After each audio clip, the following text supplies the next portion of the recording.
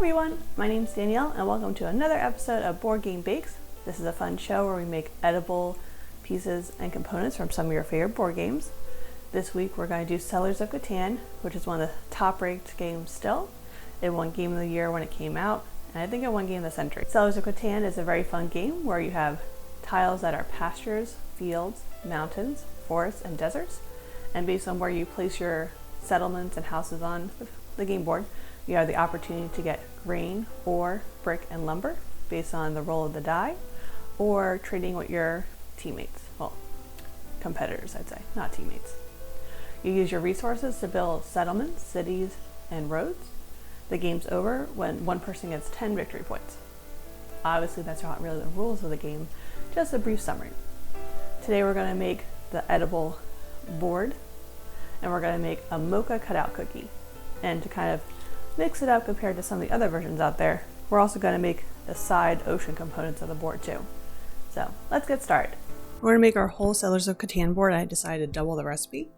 So you need 5 cups all-purpose flour, 1 cup of cocoa powder, 4 teaspoons of baking powder, 4 sticks or 2 cups of chilled salted butter, 2 cups of granulated sugar, 2 eggs, 2 teaspoons of vanilla extract, 2 teaspoons of coffee extract, and 4 teaspoons of instant coffee. Instead of using espresso powder, which is found in some recipes, I decided to use a combination of coffee extract and instant coffee, since I can find both of those at my local supermarket.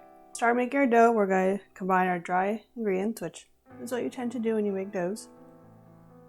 Putting in our cocoa powder and our baking powder. I'm just going to give it a quick whisk together.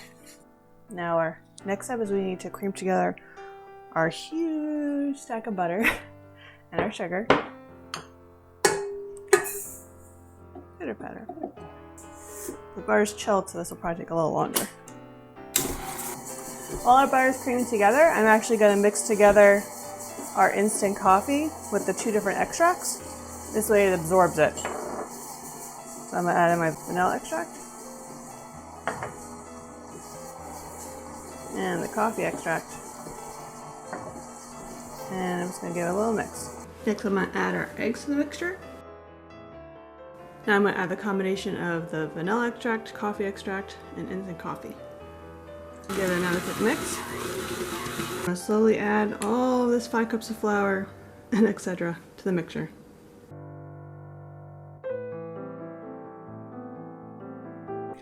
As you may have guessed, my mixer may have struggled a little bit at the end. It's probably the upper limit of how much dough my mixer can handle. So you either need a bigger mixer next time or just use a hand mixer. But it worked out. Only got a little flour all over the camera and everywhere else in my kitchen and myself. But we move on. So when you're all done, here's your dough. Very thick. And it has some parts that are crumbly, so we're actually going to knead it all together. I think this will probably be our dough blob. The big one. Heavy. Now if you want to, if the dough's too sticky, you could put it in the fridge for like a half hour so it gets more firm. I tried it and I don't really think it helped after a minute, so I'm just going to skip that step and keep going. So today we're going to need a hexagon cookie cutter. And I'm going to flour the surface. I'm going to take some my rolling pin too. Probably do half at a time. And like our other cookies, you want it to be about 1/4 of an inch thick. So let's cut out some hexagons.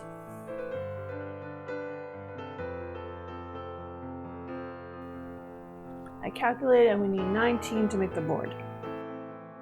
And now we have 10 hexagons right here. So I think we're off to a good start. To get the sides, I did 3 hexagons. And from the picture, it looks like each one has half of one and then 2 full hexagons. I use that to make the sides. Bake the cookies at 350 degrees Fahrenheit for 9 to 12 minutes, or until the center of the cookie appears done.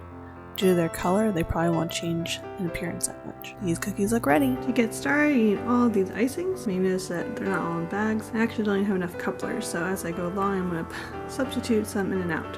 You've got light blue, yellow, light green, brownish red, thick tan, thin tan, dark blue, dark green, gray, dark brown, and white. For all the hexagon cookies, you need to outline them in the thick yellow royal icing. For the desert tile, the first step is to fill in the hexagon with the same color used for the border. Then you're going to take a little brown to provide some sand details. Once that's completely hardened, then you can use a marker to do the oasis and add a little green trees. And then use some brown to add some accents to the desert.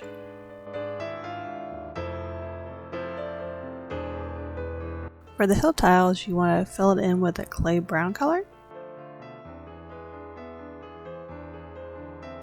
Once that's completely dry, you can use some dark brown and green to add some details and depth to the hill.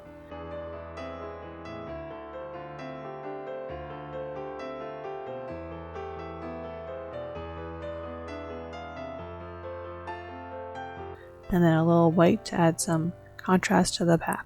For the forest tiles, you start by flooding it with a light green colored royal icing. And then you add in the river and the little settlement that's there. To create different colored trees, I used an edible food marker to add some trees in, and then I filled in the majority of them with a dark green royal icing. I added some tree stumps and a lot of trees.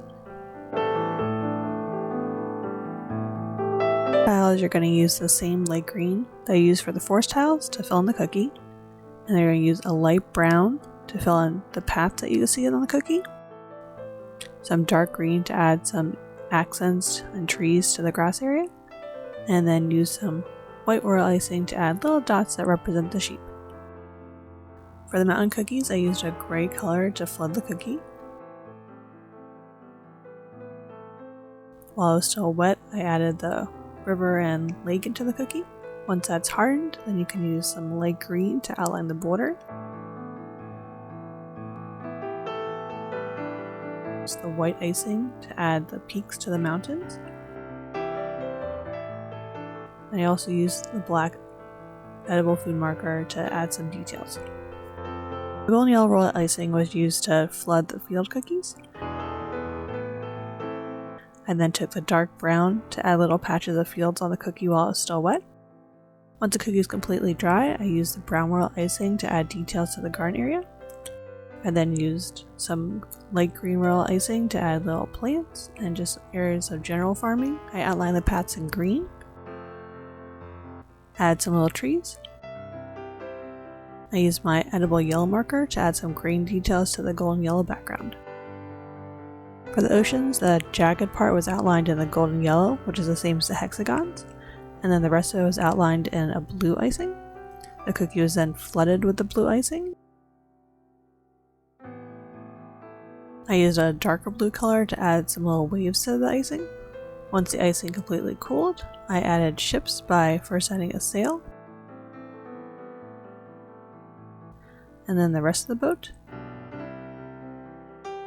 And I add a little red flag on top. Voila! Our cookies are done and I think they look great. I also think I'm ready for a nap. It took a long time to decorate those cookies, but hopefully you enjoyed it and hopefully you enjoyed watching the video. Thanks for watching another episode of Board Game Bakes. Please like, comment, and subscribe below. And also let me know in the comments if there's any games or recipes you'd like to see featured on the show, because I'd love to do things that you're playing right now. I guess it's time to take my board apart and give it a little bite. I go right here, get a little corner. Tastes like mocha. Makes me kind of want a mocha. I'll go get one now. Bye. Yeah, sorry Monster Meeple. There are settlements, cities, roads, but no meeples in this game either. Wow, you lasted a pretty long time.